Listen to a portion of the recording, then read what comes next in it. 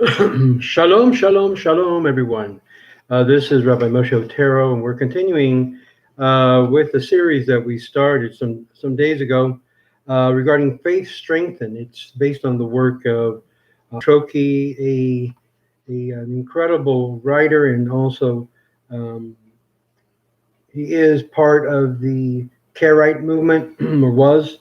And one of the things that I enjoy what he does, he takes the actual Bible verses that most Christians would take a look at in order to clearly see the issues at hand. It doesn't really make Jesus to be the Messiah. And one of the things that we're looking at today, at least in today, is to see this whole entire issue about Israel not being chosen people of God anymore. The argument is adduced by Christians that, in fact, the Almighty has rejected the Israelite nation, in other words, Israel, because they would not listen to the teachings of the Messiah, his messenger, and because they executed judgment on him, the Messiah that was sent to him, or sent to them. The Lord has therefore saved they chosen Christian nation, and he permitted the Christ to suffer martyrdom for the salvation of their souls, because they had acknowledged him and put faith in him. In other words, this is the whole idea of what is called replacement theology, where the church now becomes the spiritual Israel and inherits all of the promises of the children of Israel. This argument is completely unfounded, for the Christians themselves confess that before the coming of Jesus, they, as Gentiles, denied the Almighty and were now considered idolaters. And after the coming of Jesus, he was not received as a God, nor believed to such until some hundreds of years subsequent to his existence. Yet they, the Gentiles themselves, carried on exterminating persecutions against him, his disciples, the apostles, and followers. This is very important to notice. The emerging of the Christian church took place after the usurpation of the Jewish clerics or Jewish leaders of the first Jewish church, as it were. Nero, the emperor of Rome, for instance, caused Peter and Paul to believe in Jesus.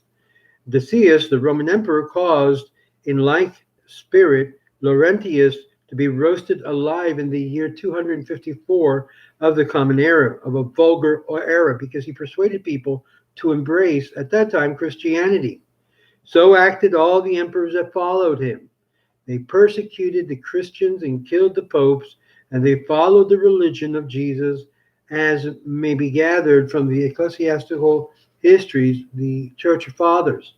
The first Byzantine emperor who adopted the Christian faith was Constantine, who established laws for his co-religionists 300 years after the death of Jesus. In his days lived a person named Arius, who composed a controversial work against Christian dogmas, but Constantine lent no ear to his opinion. And after the death of this monarch, Constantine II attached himself to the sect of Arius and slighted the established doctrines of the church, and succeeding relative Julian likewise adhered to the Arian views and rejected the general principles of the Christian faith. His examples was imitated by several of his successors. There are even in our times people who acknowledge the authority of Arius and who constitute the sect by the same name. This, the original repudiation of Christianity by Gentiles, is also noticed among the ancient inhabitants of Prussia, when Bishop Adalbert of Prague came to them to instruct them in his religion in the year 990 of the Christian era. They cut him into pieces. They chopped him up, as it were. The Prussians and the Poles were not converted to Christian religion before the 11th century. The Scandinavians, not until after the year 1400 of the Common Era, or the Vulgar Era, as TROKI calls it, as it is stated in the ecclesiastical history. The majority of the followers of Christianity continue at the present day to adore in their places of worship images of gold and silver, wood and stone, and many of them show divine reverence to even the wafer and the sacramental bread by prostrating themselves before it. You know, the whole kneeling before the sacredness of things. This is where certain movements get this whole idea that it's okay to kneel before your criminals. Uh, these practices, they keep in contradiction to the teaching of Jesus, who rigorously impressed upon him the disciples and the apostles to abstain from them, as well as from eating the sacrifices offered to idols. We find in the gospel they are forbidden to eat blood and flesh of strangled animals, which is an interdiction as disregarded by even the most scrupulous Christians. They likewise desecrate the true Sabbath day, making it Sunday, and stringent commandments of which was kept by Jesus and subsequently by his disciples and his followers during the period of 500 years. In other words, during the first 500 years after the establishment of the Jesus movement, of those Jews that followed Jesus, a lot of it was basic Judaism. Once the Roman powers usurped the Christian church, things changed, no doubt about it. They began to do things their own way and follow other customs that was not really within the advice that was given. From that period, the ancient law was superseded by the Pope, enjoining to celebrate the first day of the week, Sunday, as a sacred day. Hence arises the question, how can they boast to be the preferred nation selected in reward of their homage to Jesus, and how can they assume the name Christian since there exists among them no longer any observer of the Mosaic or Mosaical precepts, which Jesus himself declared inviolable? By the way, this has been my main thrust to all of my fellow Christians, Messianic leaders, those who embrace Jesus as their Messiah, is the fact of this breach of what Jesus taught and what they teach are like completely separated apart by a big gulf of practice and saying completely apart. This is why I make so much emphasis about how Jesus basically kept the law and was a promoter of the law of Moses, not a new message at all. Obviously, this is problems to other anti-messianic groups that want to make Jesus look like what the Christian church had made him look. In other words, denying the historicity of the historical Jesus within his own historical milieu, and be able to boast the fact of this pagan Jesus that Rome has created in light of the distortions that were created post the period of time when Judaism was alive and well within this Jewish movement. Besides this, they deviate from statutes by adding to it. They diminish from the dictates of the Gospels itself, while he pronounced severe malediction against those who would venture to add, we mentioned above, and will be set forth fully in the following chapter. Now, how do we deal with this? And I'm going to take a little step further. That a member of the Greek church once addressed TROKI and asked him, "Do you know wherefore you have no longer a king of your own people?" It's all based upon the issue that the Jewish people didn't have a king during even the first century. It is because you have rejected the faith of Jesus Christ. And by the way, Christ is not like Jesus's last name, like many people will call him. Jesus Christ. Christ means Messiah or anointed one. And his kingdom. First of all, he never had a kingdom to be able to say he was the king. For he was the king of Israel. How do we know that? On this account, the empire of Israel was destroyed or has been destroyed. And TROKI replied to this Greek member and said, look, it's known and evident from the words of the prophet that in consequences of our manifold iniquities, our kingdom was destroyed. In the time of Nebuchadnezzar, when the king led Zedekiah,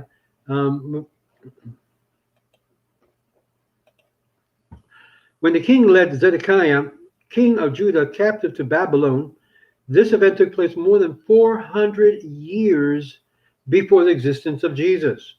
The Jews were successively subjects of Babylonian, Medes, and Greeks, and long before the birth of Jesus, we had been kept in servitude by the Romans. You may see that it is proved in the Gospel of Luke, chapter 3, verse 1. In the 15th year of Tiberius Caesar, Pontius Pilate, being governor of Judea. See also the Gospel of John, chapter 19, verse 15. And Pilate said unto him, shall you crucify your king? And the chief priests answered, we have no king but Caesar. Now, as it to you're ascribing to Jesus the government of Israel, you're ascribing to Jesus the government of Israel. We are at loss to know who made him king and where did he rule over Israel. Your members of the Greek church were parties to the first to acknowledge the Christianity in the kingdom of your Messiah, and you still continue in your faith in him. And nevertheless, TROKI says to this Greek leader, and nevertheless, your government has been destroyed, and you no longer have a king over your own people. For Mohammedan ruler, the Turkish Sultan, who is now in possession of the Holy Land, extends his sway over Greece. There are many other Christian states which were formerly elected their own kings and now are subjected to the Ottoman power. We give you an idea when TROKI is writing in what period of time during the Ottoman power. On the other hand, you see that the Mohammedans not only disbelieving the doctrine of Jesus, but even mercilessly persecuting the followers of the faith. And notwithstanding this, the empire of the Turks enjoy completely undisturbed prosperity, now of course for a period of time. We're going to look at the issue of the time of Martin Luther, one of the church reformers, in the next video. I'm going to stop here, which is in chapter 4 of the book Faith Strengthen. But I think it's very important, excuse me, very important to us to understand that the issue that Jesus had no kingship or was crowned king is an indication that he could not be the Messiah, because during that period of time, the Sadducees, and those in power of the throne of David withheld allowing anyone to arise and to take hold of the throne of David. Not only Jesus was a candidate, there were many candidates prior to him and after him. And yet we see that no one, the Davidic monarchy in their time. And thus we come to the determination there was no king of Israel appointed or anointed. There was no Mashiach either, because the whole concept of Mashiach has to do with the anointment of the royal throne, the royal head. This is why when Bar Kokhba, and I'm adding a little bit to the book, Bar Kokhba, about the year 135 of the Common Era, came about, and Rabbi Akiba saw that he was qualified to be able to be Mashiach. He himself began to say that Bar Kokhba was Mashiach, even though he was not anointed, but he happened to be of the descendant of David. And thus he did something that not even Jesus was able to do. What did Bar Kokhba do that Jesus did not do? He kicked out the Roman emperors, or the Roman power, out of Jerusalem, and he ruled Jerusalem, something which Jesus didn't even do, for 2 entire years. The fact that Bar Kokhba said that he was going to destroy the followers of Jesus, those who rejected his claim, we still see that in fact Jesus' movement was still alive and well during the time of Bar Kokhba. Bar Kokhba saw his movement, the movement of Jesus, as a threat to his own claim over the true dynasty or throne of David. Now Bar Kokhba basically had hatred and was willing to kill other Jews in order to keep his power. And we learn in history that Bar Kokhba basically was defeated short-lived. Had he by the Sanhedrin as the Mashiach, but because Bar Kokhba was never recognized by the Sanhedrin, nor was allowed to be recognized by that because of the power play, he was also rejected. And as you know, he was raked alive with rakes from his skin, literally raking his skin off slowly so he would die the death of a martyr. And at that very moment in time, he was very grateful to Hashem and said Shema before he passed away, declaring the oneness of God before he left this world. And thus he was vindicated by his declaration, God. And that God is the God of Israel.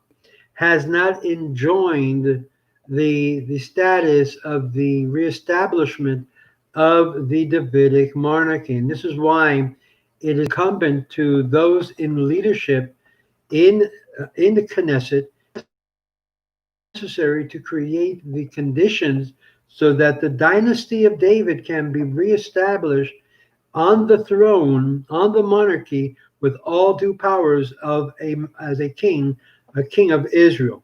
Then democracies or even socialism, which outside of Israel, the Jewish leadership has been so accustomed to either democracy or socialism that they already have a bent curve, as it were, to the wrong direction. We should be bending our inclination for the desire of a true leader of our Jewish people, a true monarch from the house of Israel to lead Israel and all Jews from all over the world, so we can all return back to that state of oneness with God and the King. And this is why we say, may the King live, because over all the Jewish people, and all the Jewish people take on and take upon themselves the yoke of the monarchy of Israel under the rule of a descendant of David, under the guise of Torah, or under the constitution of Torah. So a couple of things need to take place in Israel, obviously. One, Torah must be declared the state's constitution. Number two, the Sanhedrin must be put in its proper place and recognized by all Jews.